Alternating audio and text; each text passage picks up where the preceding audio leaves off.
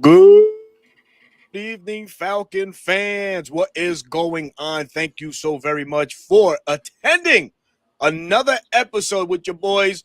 Reporting eligible live 9 p.m. As you already know, it's Wednesday, and what that means is reporting eligible is on at 9 p.m. I myself, Berto, your host of 95 North Falcons Talk Show, and my guy Bro Talk, just bringing you the heat, man. But Bro Talk, you are a bit under the weather, man. How you Yeah, feeling, man? What's going on? Give us a scoop. What the hell? What'd you get into, man? I don't know. My whole house got sick, and I thought I dodged a bullet, but apparently it's my turn. And yeah, a little under the weather, but I'm here. I'm excited. It's Falcons football. I couldn't miss the show. Yeah, no, man, definitely. We appreciate your John Cena, your hustle, loyalty, and respect for the show and the platform. And to those in the chat, we thank you so very much for always joining us faithfully. Dwayne Ruffin, all the way from sunny SoCal, is joining us. What is up? Justin Swisher Sweets is in the house. Uncle Lou is in the house. Louis Algier, what is going on? KXPN, what's up? Jones Bone. The Felipe Freaks have won. I'm gonna trademark that. I'm Yo, gonna trademark that. seriously, man. It's crazy. Oh, Ted Grizzly, what's going on? Panic season is up. Yes. Young lady with the Canadian flag, salute. Thank you so much. Thank you for joining us this evening. Georgia, Texas boy, what is up? He says, what's good? Berto Bro Talk and Falcon family. The new era is here. The Atlanta Falcons will rise in 2025 and beyond. Get well, brother. Oh, man. Talk about get your juices flowing right there with that one, Georgia, Texas boy, man. Absolutely, man.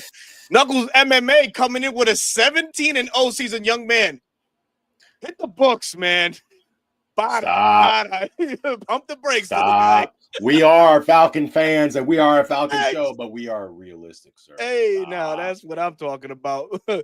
Mama Torres is in the house. Mama Bendición. Hope all is good with you, Mom. But we're here to break down the initial 53-man roster for our beloved Atlanta Falcons. Was finalized just a couple hours ago. Obviously, the practice squad also. So we're going to run down those names as well. But beforehand, we're going to hit you with news around the NFL. And a certain defensive end finally holds, I shouldn't say holds, ends a holdout, so to say. Trey Hendrickson gets a raise, a $14 million raise for this fiscal year of 25 with the Cincinnati Bengals. He has now reported to camp and will be ready to rock and roll week one.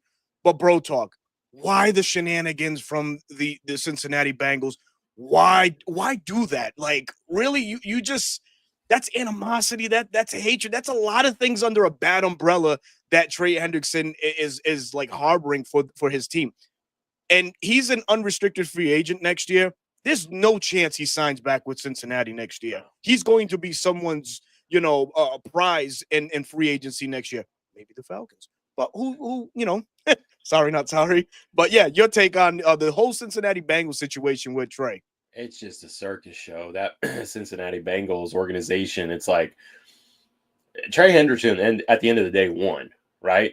They talked about it. The numbers were there. Like, the numbers were agreed upon. It's just Cincinnati wouldn't guarantee past the first year. Right. And like any player at the top of their game, right? We witnessed it with our own Caleb McGarry. You want to guarantee some of that money because you just don't know when an injury will come up. You just don't know. And so with Cincinnati not doing that and finally saying, fine, we'll give you a pay raise, and it's guaranteed. The best part for Trey Henderson that I think made him win is he can't be tagged. There is a no tag clause on that contract. So he can't, he is free to go wherever he wants. And it's like, the Bengals are going to be bad defensively. And your best player just wanted that second year out of the 3 guaranteed. Yep. The majority. He didn't say he wanted it all, but he said he wanted the majority of it. That's like the low of the low. And that's why I just don't, you wonder why big name free agents leave, right? Yeah. Jesse Bates, right? We got him from the Cincinnati Bengals. Most likely was because of the shenanigans they do when it comes to contract negotiations and guaranteeing monies. So it was a clown show. There's another clown show happening in Dallas right now with rumors circulating. And it's just like, when you know you've got a star Mhm. Get ahead of the game and pay your stars early. Yeah. Yeah, and to that that whole Micah Parsons situations, I'll bring it up. You know, a young man by the name of Ricky, I believe his name is on Uh, the dog. the dog. Trust the dog. Right. I don't know how reputable he is. He's I pretty accurate. pretty accurate to your to To your my knowledge. knowledge, I've spoken with Ricky Okay. personally, and if you remember last year, I Yep. broke the news of the Justin Simmons signing, Yes. Yes. and Just before he signed. Ricky DM'd me. He's like, Yep. "Good stuff. I've got the same info." Oh, really? So, and sure enough, like literally hours later, it broke. Yep. The big names, um, broke the news. So Ricky has everyone's like, this guy is an insider with a burner account that is doing this on the side. No one knows who he is, but 9 out of 10 times he is correct. Yeah. The biggest one that he failed on was the Brandon Ayuk trade, but it came out. They were this close to making that trade happen to the Pittsburgh Steelers. That's crazy. But yeah, he dropped a bomb yesterday. Green Bay Packers. Apparently, it's multiple firsts, Mm-hmm. a second rounder, a fourth rounder, and a fifth rounder. Plus, they already have $45 million per year on the table. That's crazy. And owner Jerry Jones mentioned Micah's not being traded unless it's a Herschel Walker like compensation in return. I mean, that's a pretty hefty deal. And mm-hmm. I mean, you reap what you sow, and Jerry did exactly that. Like, you waited. You could have gotten this deal done, and Michael was ready to sign, but you didn't want to do it. And then your pride got in the way. Mm-hmm.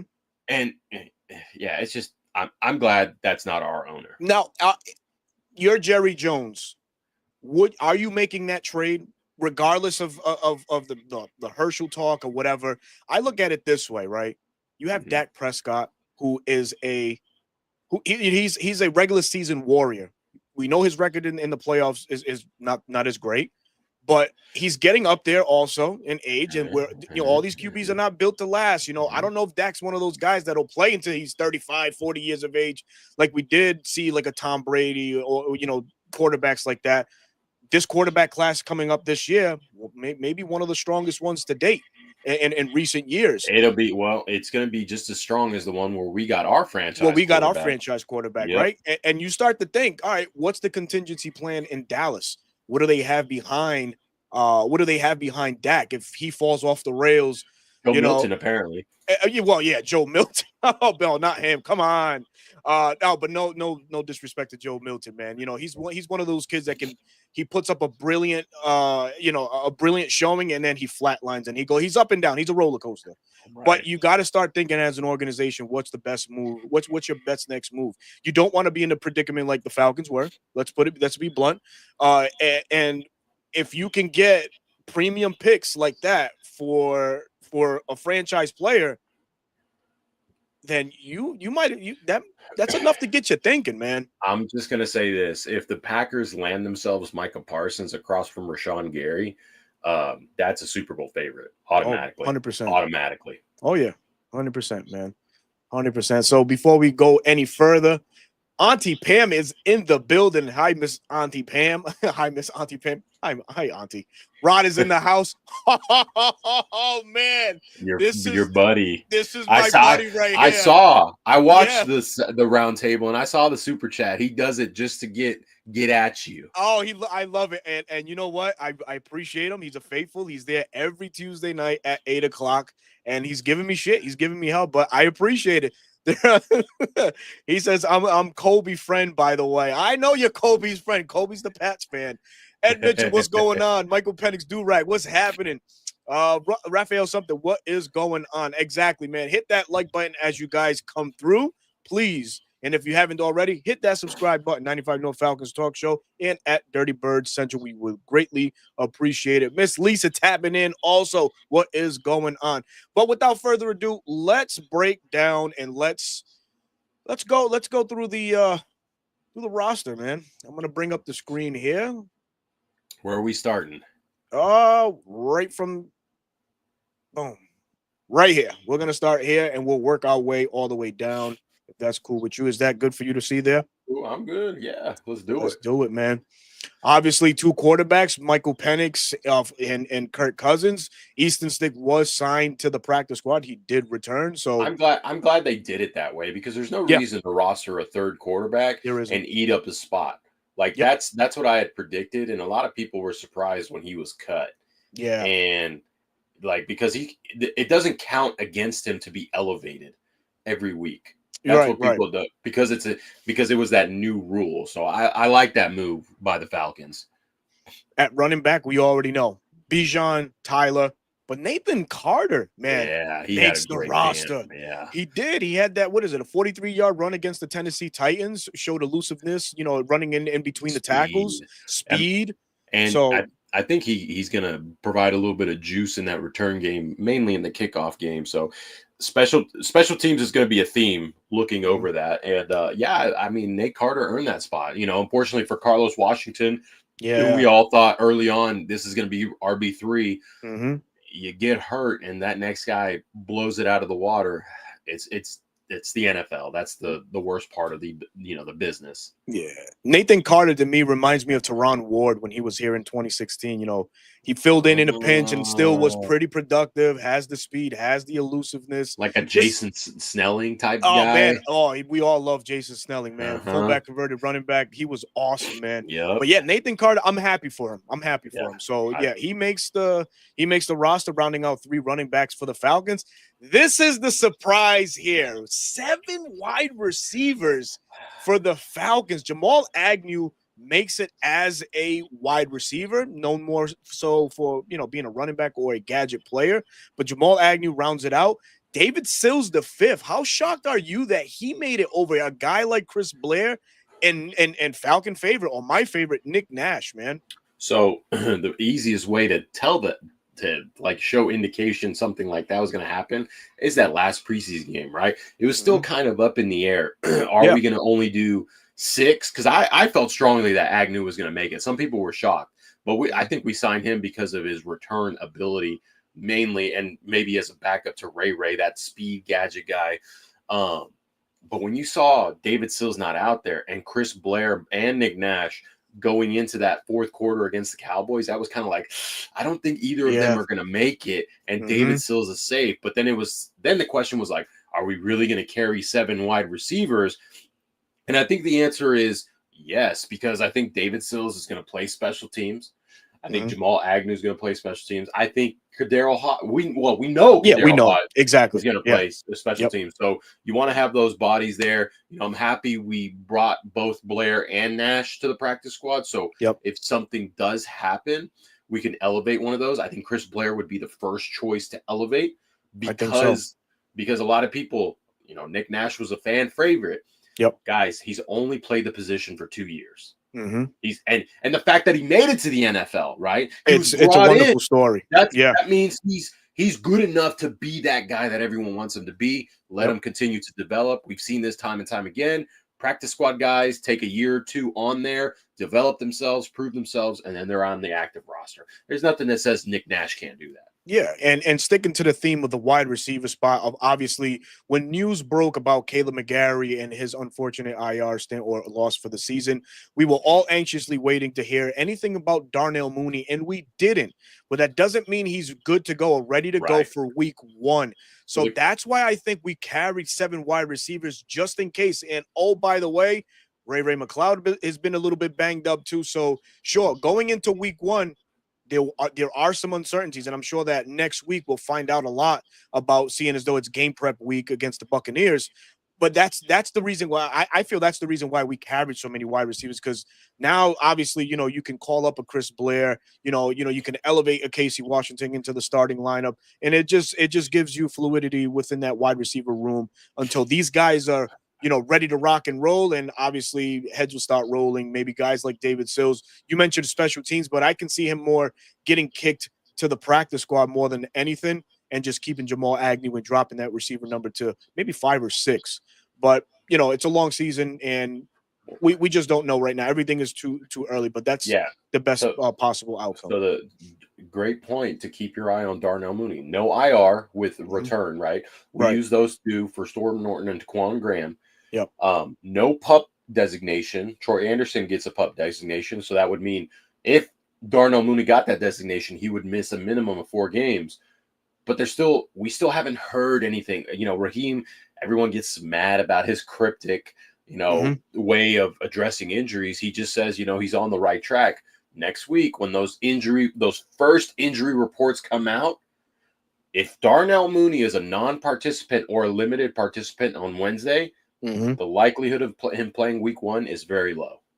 Very low. And it's just, I don't know what the level of excitement would be, because we've heard so many great things about Casey Washington and him turning heads in preseason, really stepping up to the plate once Mooney went down. We didn't get to see any of Casey. He dressed for most of the games, but just saw no in-game action. So, we're all chomping at the bit, so to say, to see what he actually brings at that wide receiver 2 spot. And this is a guy that we all thought may be on the fringe, because let's not forget, we released last year's 6th-round pick in Chase McClellan early on this year. So we were thinking, man, is Casey Washington the next, guy to go from a 6th-round pick from last year? But he's still around, and I'm glad to see that he's still here. He provides, depth to the position, and just another body that knows Zach Robinson's system. He's going into year 2. Trimmel, what's going on, brother? Good to see you, man. Hope all is well with you, man. So going down, oh boy, tight end Felipe Franks. Everybody needs to calm down. Calm down. Where's calm Uncle down. Steve? Calm down. Michael guy. Or the Felipe freaks. Calm down. Unbelievable, man. But yes, 4 tight ends, which is an odd number to keep. We all know it's the Kyle Pitts, Charlie Warner show in Atlanta at the tight end position. Obviously, Kyle Pitts, the receiver of the tight ends. Charlie Warner he just cleans up. He's the dirty work. The wham blocks, the chipping and all that. That's Charlie Warner. I don't know what value keeping Felipe Franks does, or Tegan Quarantino. I mean, there Tegan would have been a nice one. Oh my God, is he in here? Yes, he is. Oh my God, with the super chat, $10 bit, Uncle Steve. Thank you so very much, my brother. We definitely appreciate it, man. Uncle Steve's Lounge, a pillar in the Falcon community and also in the content creating space. He shows that it says Felipe Fever, catch it. I feel you guys on the wide receiver depth chart. Absolutely. Thank you, Uncle Steve. We appreciate it so very much. But yeah, Tegan Quarantino to me would have been a guy that I would have been fine with him not even being on the roster, really. He had 1 or 2 catches, and that's about it. What more can you do? I would have, actually, you know what? Did Joshua Simon make? Yeah, he's on the practice squad. He's on the practice squad. Okay. Appreciate that. Trimmel, respect to you, brother. We appreciate you being here this evening, man. Respect to the platform. Greatly appreciate that. So I was a little shocked when I saw 4 tight ends, and I saw Felipe Franks on there. But then you start thinking, the biggest thing, right, to add value to your name is what you can do on special teams. And Felipe Franks has made a name for himself for being that special teams guy. He did it for Carolina last year when he was on that team. Yeah. And, when he made the switch from quarterback to tight end, they were working him in. He's the personal protector on punt. He's on kickoff. He's on kickoff return. And he's not – he gets in people's faces, which I respect. He runs that mouth, which I'm all about, right? And he's not afraid to lower his shoulder. Tegan, you're like, well, why do we have Tegan? Well, I have a feeling we're going to see a lot of 13 personnel with 13. maybe get this. Give me Charlie and Tegan in line with old Kyle next to maybe Drake or Darnell on the outside. Newsflash, Kyle Pitts has been running with the wide receivers, so it's the thing to look out for. These are new little wrinkles that time to get creative. Absolutely. It's time to get creative. The work started last year with Kyle learning the position, or Zach having him learn the position a little bit more. Is this the year that plan unveils itself? We shall see. But Lisa goes on to say, I saw your meme, Berta, with the sad face behind the smiley mask. What's your confidence level with this roster? No, my confidence is still high. I was with the crowd where certain players that I felt should have made the roster didn't. But 24 hours later, I have calmed down a bit, but my confidence is still very, very high for this Atlanta Falcons ball club for 25. Moving on, and this is oof boy. Okay, the offensive line. All right, now right off the rip, there's two names that I'm like, really seriously, and that's Kyle Hinton and that's Jack Nelson. Jack Nelson to me played abysmal this preseason. Didn't matter if he lined up on the right side, didn't matter if he lined up on the left side, which he did against the Dallas Cowboys. And Kyle Hinton, I felt like he took a step backwards this preseason. Last preseason, he showed up. He showed to be pretty solid. He spot filled for 2 years ago when Chris Lindstrom Yep. was down. And Yep. he spot started. He held his own. But I just feel like Kyle Hinton was getting tossed around a little too much, and he was getting tossed around by third and fourth stringers. So that's a no-no. Who I rather had seen make the roster would have been Joshua Gray. And I know you spoke highly of Joshua Gray. And, this Falcons organization, they thrive off of players doing more than what they do. They like that, right? So Joshua Gray played all up and down the Oregon Beaver line. He was a tackle. He was a guard. He played center. So that versatility, I'm shocked that Atlanta didn't want that on their opening day roster.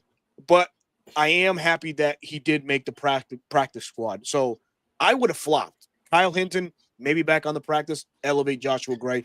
But your thoughts right quick on the Jack Nelson, Kyle Hinton situation, or if you like to, randomly pick from the crowd there. So, Javon Gwynn, I think we all saw was going to make this roster. He's a 7th round guy that's worked his way from the practice squad to becoming the backup center. Also gives you versatility at left guard to back up Matthew Bergeron. Kyle Hinton, I wasn't as surprised. I get the argument for Joshua Gray because I think it's there for him. He needs to work on his pass protecting and maybe a little bit on his run blocking. So to see him come back, I'm happy about. So in a couple of years, we may see him on the roster. But Kyle Hinton, yeah, he had a rough preseason, but I think the coaches feel confident enough that it was just some bad games. He can shake it off, be a solid backup because he is Chris Lindstrom's backup. Yeah. Jack Nelson, I was surprised, but I think he made the initial roster solely because they didn't have any other offensive tackles. And I get it. They were waiting. They were waiting for the waiver, right? They got a waiver from what was that kid's name from the Jets? I can't remember his name. That we got today. Jesus, Warren Carter, I think it is. Yes, so we got him. We made the trade. We made the trade with the Seahawks. So it's going to be a heavy competition now.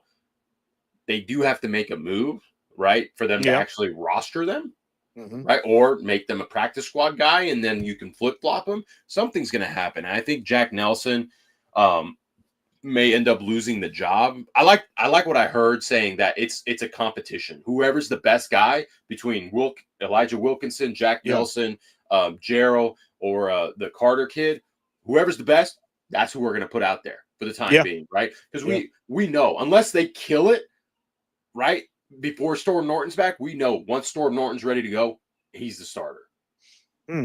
How confident do you feel the Falcons are with, when you look at the first month, and I believe we talked about it last week, you look at the first month of opponents, right? You look at the edge rushers that are coming to town or that we're going to be facing.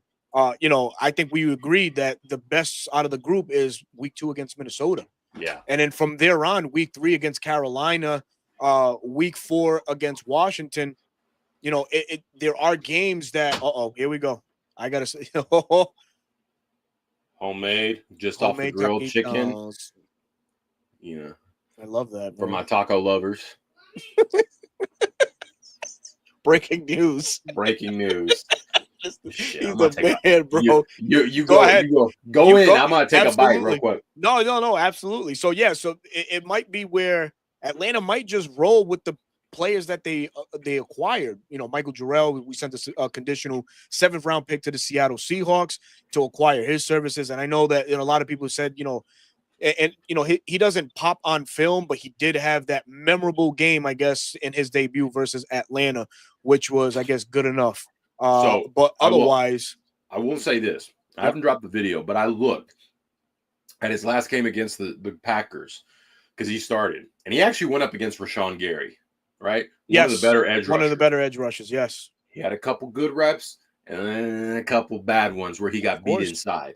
Mm-hmm. So it all depends on how their pass protection is going to be. Are they going to be slide? I think primarily what they're going to do is they're going to slide right a lot. They're going to slide right, go that way to help them out, right? Mm-hmm. Gap control, gap protection. And they're going to leave Jake on an island because we know Jake can hold his own. He can hold his own. Yep. So that's what I think the protection is going to look like in the when it's a straight drop back pass. And even at that, that's a pivot Zach Robinson would be making, because how many times did we see even that happen last year with Kirk or even Penix in limited action? Not a lot. So you would have to do it more often than not this year just to protect the deficiencies that are on hand. And we have a question here from Rod. He says, we have to deal with Hassan Reddick. Yeah, Bro Talk and I we were talking about that before we went on air. But what version of Hassan Reddick is Tampa really getting? Washed. You know, exactly. Like his last meaningful snap or 1v1 rep, I think it was when he was with the Eagles, man. If I'm not mistaken. So is Hassan Reddick actually even ready? He took no preseason snaps or reps this past preseason. So I don't know, man. I'm not a believer in Hassan Reddick, and hence the reason why he was a free agent for as long as he was, because teams don't have anything to go off of but tape from 2 or 3 years ago. But yeah, he says, Tom Brady says, Gary was okay. Send him to us. Come on. Oh my God. Yeah, I know New England was cutting tackles left and right. So I don't know. But yeah, Mike will use him. He's right up Mike's alley, man. Mike likes those tough, rugged offensive linemen. Well, yeah. It'll be interesting to see this, the remaining of this week going into the week. They know what they've got their hands on. And they know Todd Bowles is going to be attacking that side. Absolutely. As he should, right? Any good NFL coach will look at the weakness and attack. So we know that's going to happen. 12 personnel to help. Yeah. Charlie Warner is going to be there. Whoever's at the right tackle, if you're sandwiched in between Charlie Warner and Chris Lindstrom on a run blocking scheme, you're going to be okay. Yeah. It's the pass protection that's going to get a little hairy. And I think Bones and I touched on it. Is like, how does Dwayne and Zach coach up this player to mitigate the possibility of something going wrong? That's the biggest key, right? Because we know the deficiencies, right? They're not going to be at the level of Storm Norton. They're not going to be at the level of Caleb McGarry. Everybody wanted to trade for this Pro Bowl caliber guy. Guys, realistically, it wasn't going to happen, right? Terry went through a draft with only 5 picks this year. He's already down to 6, maybe 7 or 6 or 5, right? So he's trying to minimize giving up those picks, because the more you swing at draft picks, the more you're likely to get some hits, right? It's all percentages. It's all percentages. No, you're right. Eric DaCosta says that the more picks you have, the more likely you are to get someone that will make a difference on your team. And Eric DaCosta, for those that don't know, that's the Baltimore Ravens GM, and you see how well that Ravens roster is structured. But last thing before we move on for offensive line, give me your week 1 prediction at starter for the right side. I'll give you mine. I think it'll be Elijah Wilkerson. But I think the battle comes between Michael Jarrell and Warren Carter as the swing tackle. And ladies and gentlemen, that's your starting, that would be your starting right tackle and swing tackle until Storm Norton is 100% to hit the ground running. And then I think that it'll be by default Storm Norton, Elijah Wilkerson, or a battle between Wilkerson, Carter, and Jarrell, for that swing tackle spot going forward. Yeah, I 100% agree with you. Everyone needs to just prepare themselves for Wilkinson to be the starter. Don't listen to the doom and gloomers on Twitter, right? We're going to get through it. Is he going to be the best? No. Temper your expectations. But it doesn't mean we're going to automatically lose the game. Right. Okay? It doesn't automatically, like, everyone's like, oh, the Buccaneers are going to kill us in week 1. Brother, they're down their all-pro left tackle. They're down Chris Godwin. Hell, they may even be down Cade Otton. They're down, so many players. We don't even know who's playing linebacker next to Levante David. They just cut Anthony Walker. So it's like Deion Jones. That's what I said. I was trolling. And everyone's I'm dead ass serious. I think he would be the next guy up. It would be Deion Jones, man. Everyone, I had Buccaneer guys like Deion Jones is Levante David's backup. I'm like, relax, bro. Like, Yeah. it was just a joke. But anyways, yeah. So everyone's writing us off over our right tackle, but apparently the Buccaneers losing their All-Pro left tackles, also the blindside tackle, not a big deal. So Yeah, right. Yeah, I mean, both ball clubs are, going in a little banged up into week one. I think that, you tip your hat to Tampa Bay in that regard. Edwin R. I don't know about this. He says, hey, are the Falcons revealing rivals tomorrow? jerseys. Jerseys? I haven't. Yeah, Oh, yeah, okay. the I know where you're Cardinals going and with that. Seahawks, and I think the Bills are. Bills, yeah. But I haven't seen any news of the Falcons having their own. So I haven't seen any of the NFC South have their own. So I don't know. Hopefully. One more. They will need to get creative in their pass protection schemes. Absolutely. Washington did it last year and kept Jaden clean with low talent. And that's boom. There you go. It's a copycat league, right? So why not, man? Why Yeah, not? if you want to know, Bones brings up a good point. They were in Always. heavy 12 personnel, chipping with both tight ends to give Jaden, even though Jaden can run, they didn't want him to run. They wanted him to be a pocket guy. And those chips were helping them so much. And they didn't have Laramie Tunsil back then. Andrew Wiley's not the best guy, right? They drafted Josh Connerly for a reason. So those type of things is what Zach Robinson is going to have to get creative with. I agree. Yeah. Is the offer still on our roster? Yes, he's and still on there. he had a good camp, guys. You can't take it away from him. He had a good camp and a good preseason. Yeah. Everybody needs to. We got to forget about last year. It's hard to, but we got to. All right, moving down. Defensive line, Falcons carrying 5, as you see it here. David Onyemata, Brandon Dorless, LaCale London. Ooh, you know how I feel about him, man. No, Rukaworo, whatever the hell you gotta pronounce it. It's late. And Zach Harrison round out your defensive line. Obviously, not on here is Simeon Barrow Jr. He unfortunately did not make the Falcons roster in any capacity, not even the practice squad. So before you go on, yeah, it takes 2 to tango. So the Falcons could have offered him, and he could have said no. That's true too. We don't know.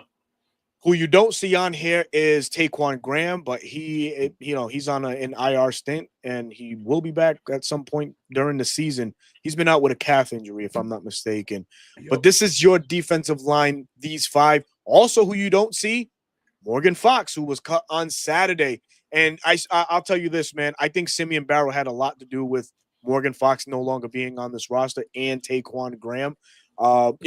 Morgan Fox was our get in free agency, but he was a low-level signing, really, and he just didn't pan out, unfortunately. And it was doom and gloom for him playing into the fourth quarter of that Cowboys game. And we knew the writing was on the wall in some way, shape, or form. Bro, people were coming for my head when I said it. You might not make the roster. Oh, bro, I was right there with you. I was like, I don't think Morgan Fox makes the roster either, man.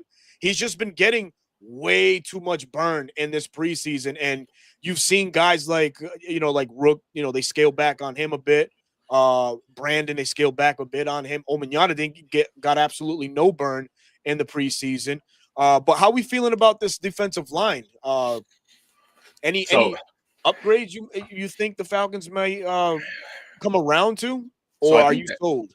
I'm sold, but I am a little surprised they're only carrying 5. I thought it would be at least 6. That's why I thought Simeon Barrow was going to be the guy that made it over Morgan Fox. But I'm okay with 5 because I think we've got, some good mix of run defenders plus pass rushers from the interior, guys that, when you get to the edge rushers, I think we're going to see a lot of NASCAR packages. Yep. For those of you that don't know, it's a speed. So you'll have more than one edge rusher or more than 2 edge rushers on the field at once. But I think we got the best of the bunch. TQ getting the IR spot, coming back with a designation to return, I think, bodes well for him. I don't know. I think maybe we waive at different position, like the wide receiver position, where we have 7 to increase it to 6. But overall, I think they chose the right guys. I think we're finally at a point where they're picking the best players at the positions that they have. Yeah, and you notice, the majority is all young guys. Brandon is young. LaCale's relatively young. Rook, obviously, and The Zach. These guys are all yeah, I was gonna say Anyamata's the vet who's what, 6 years in, 7 years in, 7. Yeah, and Zach's in his third year. yeah. Rook, what year did London enter the league? I don't even know that. I have no. Yeah, I don't even recall. Um, but to answer the question on how I feel about LaCale London, I've been a LaCale London fan ever since, what was it, 2021, 22? Yeah, 22 or 23, one of those years where he first came onto the scene. Oh, He's a 23. he's It a was 23. great run defender. Yep. You want that big boy in the middle. Great run defender. You need those defensive tackles that are just great run defenders. Pass rush, not the best, but I'll take stuffing an A gap over, potentially getting to the quarterback, right? You won't see him on those third and longs. You're going to see him on those maybe first and 10s, second and longs type situation. So I have one for you. You look at this defensive line, and I think that one thing is synonymous with it going up and down. It's limited weight or limited size, right? A lot of these guys aren't that big. Zach Harrison can kick in, in certain packages or passing situations. He'd probably be your bigger guy, but we don't have that true run stuffing body, and we're more now into an attack style front. Do you think that the Falcons have enough weight with these 5 defensive linemen right now to hold their own against the run? Because you would think that offensive lines or teams might wham block, might double on a guy like Brandon Dorless or Rook to take him exactly out of the lane, and then it just goes into the second level of a defense, which we all know and we'll touch on soon. The Falcons aren't 100, let's just put it that way, at that position. There's a new start in Divine Diablo. We have the mainstay in Caden Ellis. But what do we need a big body, you feel, on this rotation going forward? So LaCale London's our biggest body, right? I think he weighed in at 310. 330. Yeah. Oh, okay. He's up to 330. So yeah. The biggest downfall of an attacking front and an undersized line is like your duos, your gap scheme runs, powers, wham blocks, crunch blocks. That's where coaching, comes in and your technique, right? The way these undersized linemen, and I haven't seen Rook or Brandon really do it in preseason, but if you look at Byron Murphy of the Seahawks, he was a big, that's where I first started noticing it and saw it being taught more. When you get doubled, he gets on one knee and he anchors with his back leg, and that's called tripoding. And it's a way for him to not get moved and then shed the block and still maintain his gap. Yeah. Okay. Because they're going to be so attack heavy and getting up the field. When you set trap blocks or crunch blocks or wham blocks is guys have to be disciplined enough that, yes, you have to get up the field, but if you get up the field way too easily with no resistance, what's coming my way? Yeah. Right. And if Braylon Trice on the edge shows a really good instinct of that, and so does Jalen Walker, but the interior have to be disciplined in that to where they can take on that trap block, that wham block, and blow it up. Because if you attack them and not get caught off the surprise, well, you just blew up their entire play, and now the rest of the defense is coming in.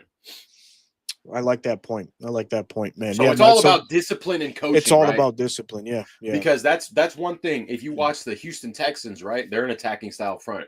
That's where teams like the Baltimore Ravens, the Buffalo Bills, they have success in their run games because they are running more gap scheme runs.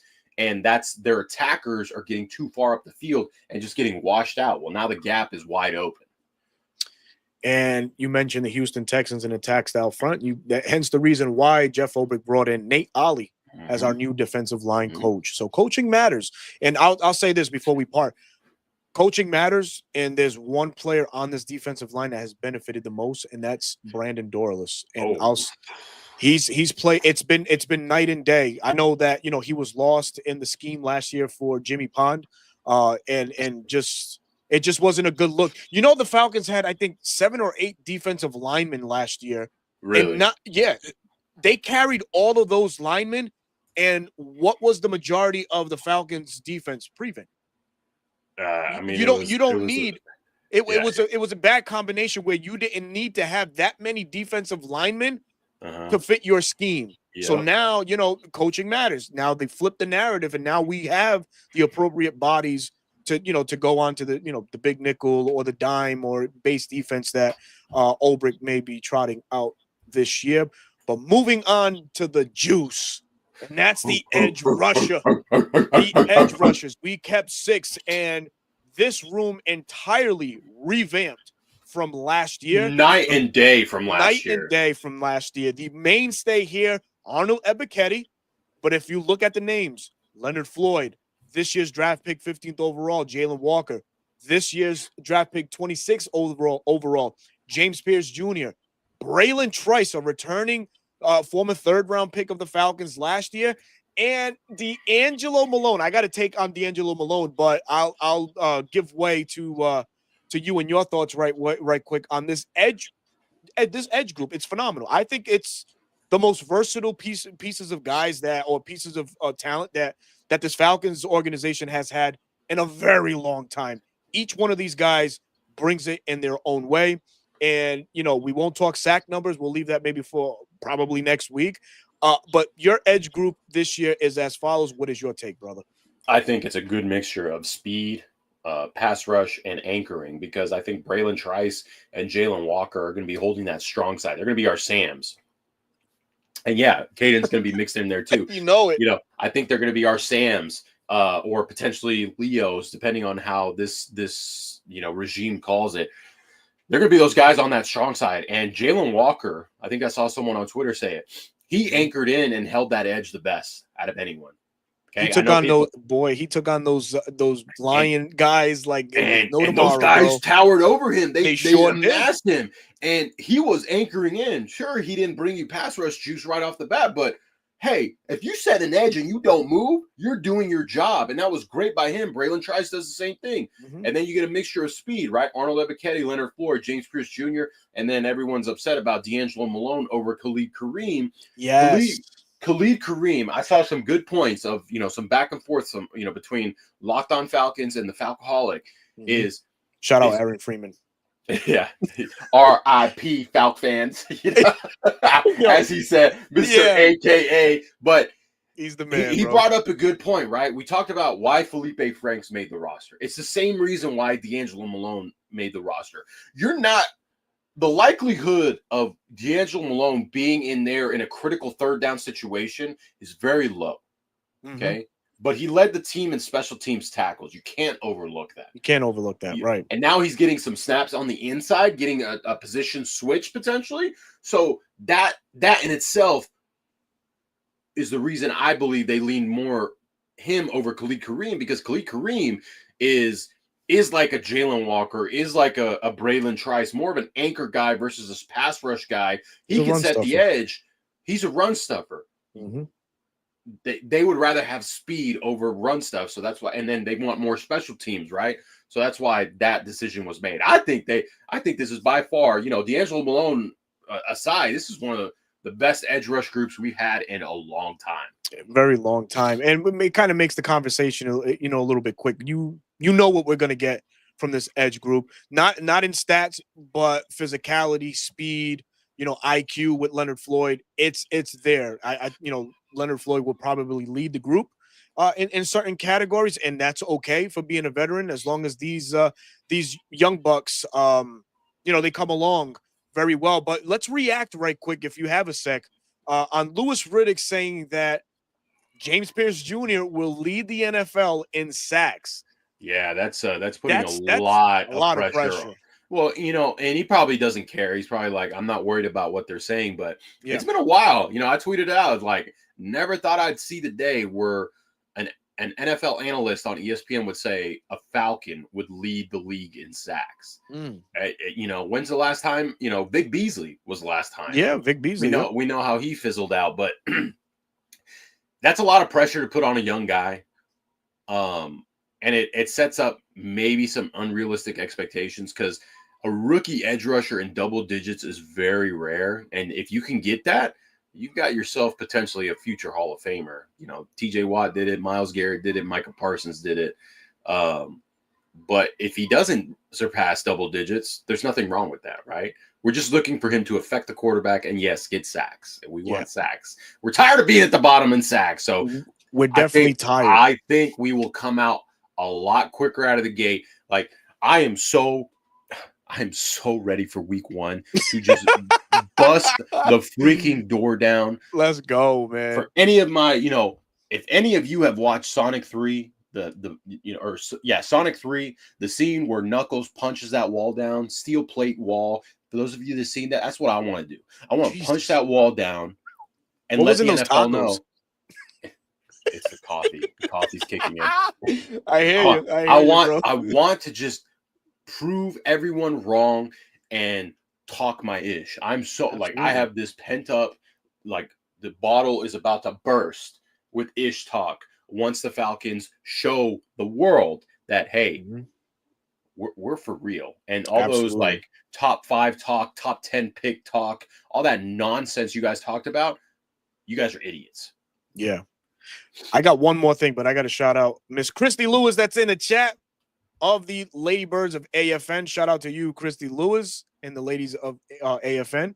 Appreciate you tuning in. And please, please, please, please go follow Miss Maggie Thornton, Christy Lewis, Auntie Pam, and the rest of the crew on AFN Ladybirds. So going to James Pierce Jr., right? There is a stat from last year, and that pertains to Jared Verse and the amount of pressures he was able to generate, which was 77. Can James Pierce Jr., can he come close to that? As we all know, Jared Verse took, defensive rookie of the year last year, only had 4 sacks, but it's those pressures, those moments where he created the havoc that allowed guys like Kobe Turner, Bryant Young to just feast on quarterbacks. Could we see that same style potential, or do we have the bodies on hand for James Pierce to have that sort of impact like Jared Verse did? We do, because even though he's a smaller frame, the way Jared Verse doesn't beat you with speed. Even and James does. Jared Verse beats you by showing speed and going to power. Right? Speed to power. I bet you James is close to in strength as Jared Verse. And so James not only can beat you just running around you, right, without any flashy pass rush moves, but he could probably show that and then get in your chest and knock you over and get to the quarterback. So that's what makes, we talked about it. And I see people talk about all that. James Pierce Jr. was the more NFL-ready edge rusher of the 2 guys that we drafted. We knew Jalen Walker was going to be a work in progress, and the coaches are fully invested in getting this guy where he needs to be. So, and we saw the traits that, from the first preseason game. We knew coming in, Jalen Walker was going to be a stout run defender from that linebacker spot or edge spot. We knew that. That's hence the reason why our reaction was what it was, the night of the draft. Like, oh, man. But, dust settled. We understand the vision. We know, what opportunity he's going to get as a pass rusher. We just need them to slowly get there. The guy that we know can get there is James Pierce Jr. And he's been doing that in preseason, and we just can't wait for him to unleash hell week 1. So like Lisa says, bro talk, I'm ready to pop off. Hashim Graham, what's going on? Winston Thornton, the eye test. What is going on, brother? What's going on to the fellas in the chat? Smash that like button, please, as you're coming in or coming through just to say hi. Please hit that like button. There's 442 of you currently watching. We certainly do appreciate you guys taking some time out of your busy Wednesday evening. But moving on to the inside linebacker, Falcons kept 4. Obviously, no Troy Anderson. He's starting on the pup list. But Caden Ellis, Divine Diablo, the Avatar, J.D. Bertan, and Josh Woods. Josh Woods is a guy that went after it, got after it, and earned it. Loved everything about Joshua Woods this preseason. I was the least impressed with J.D. Bertan, who looked slow at times, recognizing run fits where he was behind the 8 ball on. He was getting run over too. He was getting run over. This is where I had an interesting take for D'Angelo Malone. I would have much rather see D'Angelo Malone as your inside linebacker penciled in here, and J.D. Bertan not on the roster, maybe on the practice squad. I think D'Angelo Malone, sure, he gets flack for, what he did in the Washington game, what he may offer as an edge rusher, but that transition he made from edge to linebacker was real. And I was there personally. I was there the first couple days of training camp, and D'Angelo Malone looked to have settled in that inside linebacker position. He did flash in that Detroit game. He also flashed in the second game against Tennessee. So the arrow, I feel like for D'Angelo in the middle, it's trending up, and with opportunity there presenting itself with Malik Verdon, we didn't get to see him. Obviously, Troy getting no burn.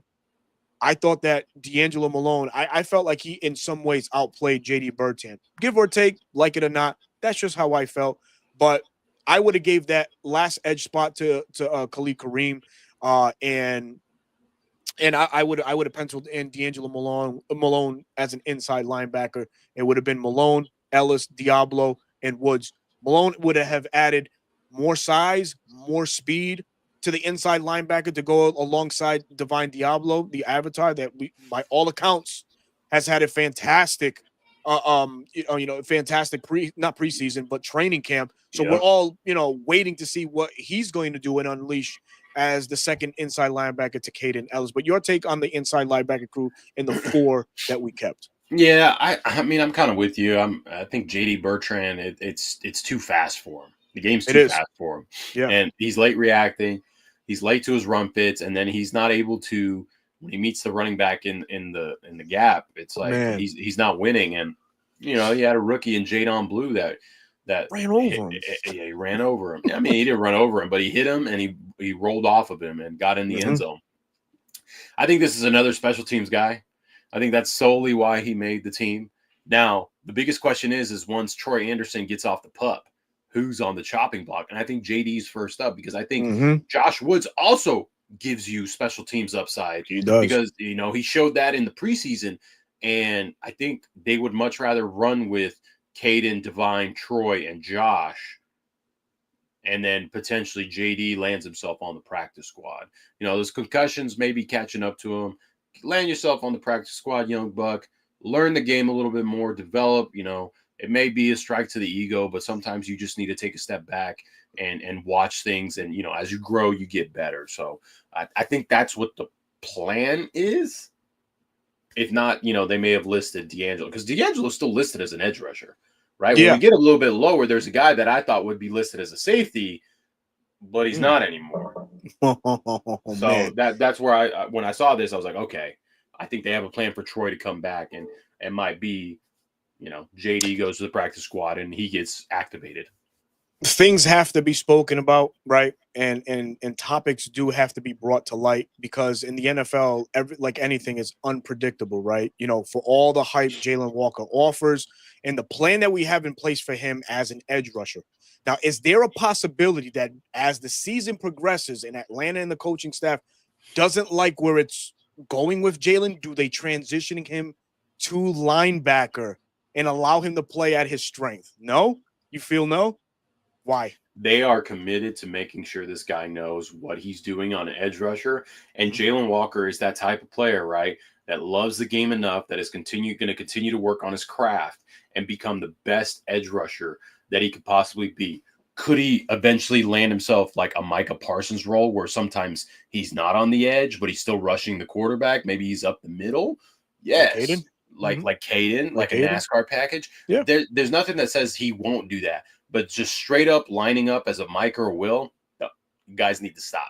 That ship has sailed. And if Georgia would have done that primarily for him as a Micah or Will, okay, then at that point, coaches are like, okay, this is where he needs to be. Very beautifully said. We shall move on to the topic. Off the topic, I should say. Very good. Cornerbacks, 7. AJ Terrell, Mike Hughes, Billy Bowman, Clark Phillips, D. Alford. God damn it, Mike Ford just sticks to you like gum on a shoe. Special teams matter. Yeah, they do. They do. And Natron Brooks, who has had a phenomenal preseason MVP, man. Absolutely. Came up with a interception in that Tennessee Titan game, and that's all in thanks in part to James Pierce Jr.'s rushing efforts. But Natron Brooks, 1 INT. But this rounds out, and obviously, everybody's favorite Hawk Mamba, not didn't make the roster, but that's because he had some injuries that was holding him back through preseason. But he did make the practice squad, which after the safety and special teams we'll break down real quick. Look at Natron Brooks, man. Yeah, undrafted free agent, practice squad a couple years, and now he's made the roster. It's the same type of route that Kobe Bryant will go through. Yep. And out of those guys, I think Kobe probably has the highest upside. Yep. That he offered a Mike Ford or even a Natron Brooks. Yeah, I'll say it. He's right there. He'll be right there with Clark Phillips, and Clark Phillips, I felt wasn't going to make the roster. I didn't think he was, but there's got to be something there that the coaches see. It's like, okay, he's worth keeping on this roster. And I talk about all the time. Clark Phillips is a technician. His technique is there. It's just God did not gift him with a little bit more size. And, he's got, they worked him inside, didn't work out, primarily outside. So I think it's going to be AJ Terrell, Natron Brooks is his backup, Mike Hughes, Clark Phillips is his backup, and then whoever starts at nickel, whether it's Billy Bowman or D, and then Mike Ford will be that kind of floater because he got some nickel reps in the preseason. He'll be that floater guy. But Mike Ford is just a special teams guy. Like, he's going to be one of our gunners. That's why he was signed, guys, not to play corner, right? We don't want him to play corner. No, you don't want him to play corner. It's just that's what his position, so that's what he was signed for. Yeah. I think this is a solid group. I know a lot of people are like, why is D. Alford on my team? He had a great camp. He showed his ability, new coverage schemes, new responsibilities.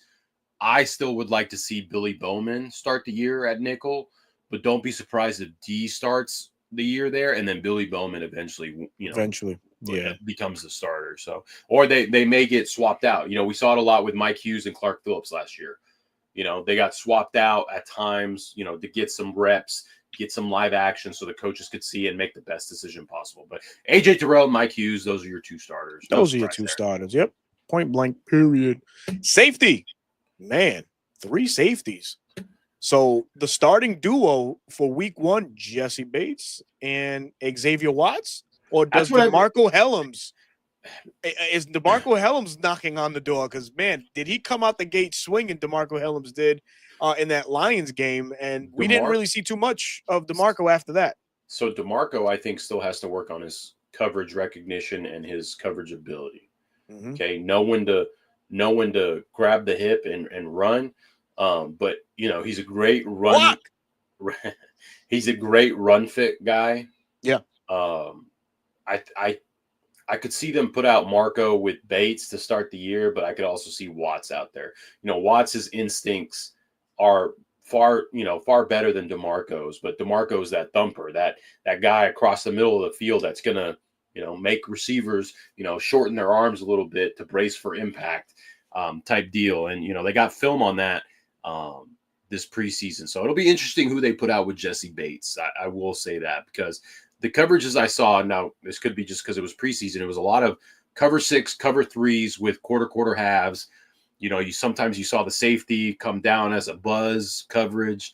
Sometimes you saw the corner take a half of the field. So it's going to be interesting what they end up doing week 1. Chris Godwin isn't on the PUP list week 1, but the likelihood of him playing, I don't think it's that high. Yeah. So you're really, and then Jalen McMillan, right, dealing with the neck injury. He's going to be out for a while too, man. And then they just let go of Trey Palmer. So then it's like, okay, it's going to be Otton's out too. Cade Otton. So it's mainly Mike Evans and Emeka Egbuka, even though rookie, slouch, man. No, you cannot overlook him. Nope. Mike Evans is Mike Evans. We know who he is. So it'll be interesting to see once that first depth chart is released, which I think it's released early next week. Yeah, on Tuesday or Wednesday or so. Yeah. But Glory Hands is in the house, brother. Glory Hands, I believe, is from the motherland of Puerto Rico. Oh, and nice. he's been a faithful. So Vaya, appreciate you tuning in. He says, Nice. I'll be there week 1. Absolutely. Welcome. Bring the energy, man. If you're flying from Puerto Rico, have a safe flight and just enjoy the hell out of the stadium, brother. You're going to have a great time. Hell yeah. Hell yeah, man. So rounding out, Young Wei Koo, Bradley Pinion, Liam McCullum. We all saw, Young Wei Koo miss one, and we all probably were on pins and needles. Everybody was freak out mode. Oh my God, it's over. We're doing this again. But Yeah. you know what? Lenny Craig is on the practice squad, so Yep. he's on that international player path. And so if Young Wei does have his struggles, which I think he'll be okay. Not every kicker is 100%, right? We look for 90%. Um, he'll be there, and he doesn't eat up a practice squad player Yeah. a spot. So the Falcons actually still have a couple. I think they have one slot left. They have 50. It's a 52-man roster now. 53 is the lock.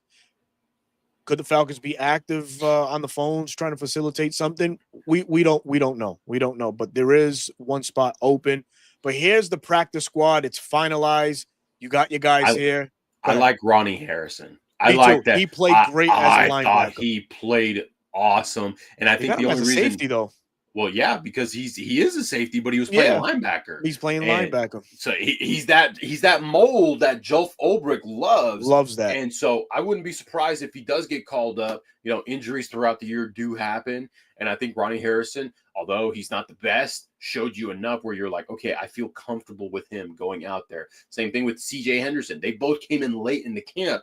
If they had the same camp that they had, that little time, we could have seen them make the roster. So another one I wouldn't be surprised make the roster eventually is CJ Henderson. Absolutely. I was going to go there too. I was like, I think CJ Henderson probably will be a lot to make, be elevated sometime soon. And also Khalid Kareem. I think those two guys there might be, on the uptick. But as you see it here, Chris Blair, Kobe Bryant made it. Dylan Drummond, not mad that Dylan Drummond got a spot. He was very active this preseason. Easton Stick did target him a lot in the first two games, but then he kind of just, took a dip in the second half of that Titans game. Don't know why. They didn't go to him as much. Joshua Gray, a very versatile offensive lineman, comes back. We just spoke about Ronnie Harrison and CJ Henderson and Khalid Kareem. Nick Nash comes back, a raw wide receiver still, but there is potential there.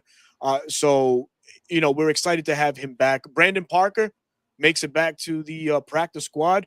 Joshua Simon, the South Carolina tight end, makes it back. Of course, Easton Stick. Contavia Street, shocked to see that he made the practice squad. I thought he would have been kept around, but dang, it is what it is. But he's there. And Carlos Washington Jr. rounds out our practice squad for 2025. And that will conclude that portion of the practice squad situation and the initial 53-man roster for our Atlanta Falcons. Our 2025 schedule is already set in stone, and so is the roster. Bro Talk, anything you want to add to before we head out, man? Guys, here we go. Don't fall for the doom and gloom. Okay. It's okay to be skeptical. Okay. But when you have a positive outlook and spin it in a way where it's like, okay, maybe this can work, you'll be a lot happier.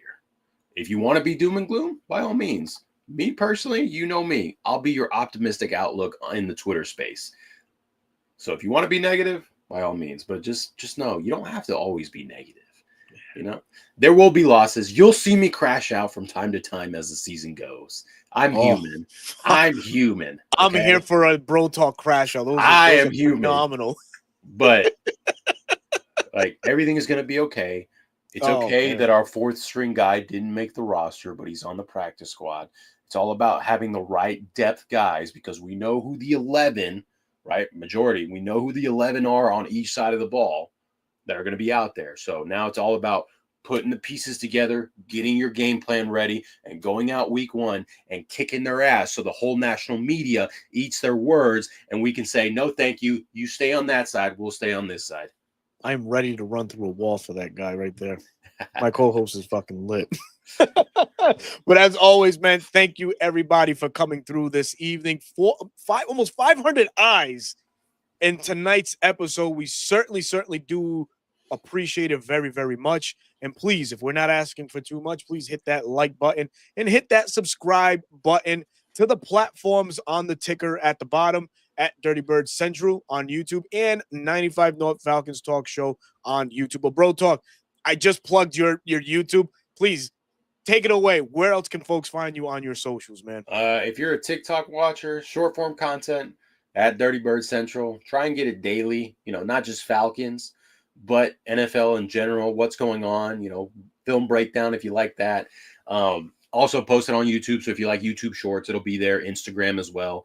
And then at Twitter, at BK Squared still, because hey, I'm dragging those feet. I got toe tap, drag, swag, whatever it's called. And I'm pretty active on there daily, give my thoughts, argue with some people, mute some people, I like to keep the vibes high. So don't let the negative Nancy's ruin your day. Boy, oh boy. Mactown Dirty, we certainly appreciate it. T. Terry, thank you so much for being here this evening. Thank you to everybody. I'm your boy Berto, your host of the 95 North Falcons Talk Show. You can catch me here on YouTube every Wednesday night live alongside my guy Bro Talk, reporting eligible live every Wednesday night, 9 p.m. Eastern time. Also, you can find me on Bleacher Report Monday through Thursday, dropping short form content, God damn it. Every single day, you'll have something from me on all topics relevant to the Atlanta Falcons. And post-game reactions, you already know. Bleacher Report is the spot for it. I'm there breaking down, reacting, and analyzing what went good and what went wrong on our Sunday's victory or loss for these Atlanta Falcons. And, oh, by the way, if you haven't heard by now, I am also on the NFC South Roundtable. Join us Tuesdays at 8 p.m. where the fireworks are certainly aplenty. So grab your popcorn and come on through, support the platform, hit that subscribe button. But that's also another platform you can find me on, Roundtable Sports. But until then, we will give you your Wednesday evening back. Thank you so very much again. Next week, folks, we will be talking Tampa Bay Buccaneers. And listen, man, tell a friend to tell a friend. Come on through the 95 North Falcons Talk Show. Come on through Dirty Bird Central. Come on through Twitter.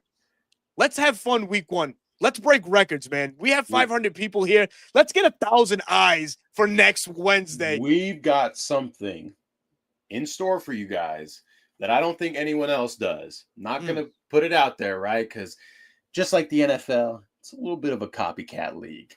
So you'll have to wait and see. If you want to see what it is, just be there on Wednesday. It can't be copycat if you originated in it. And I'll leave you on that note. We will see you Wednesday. Yeet.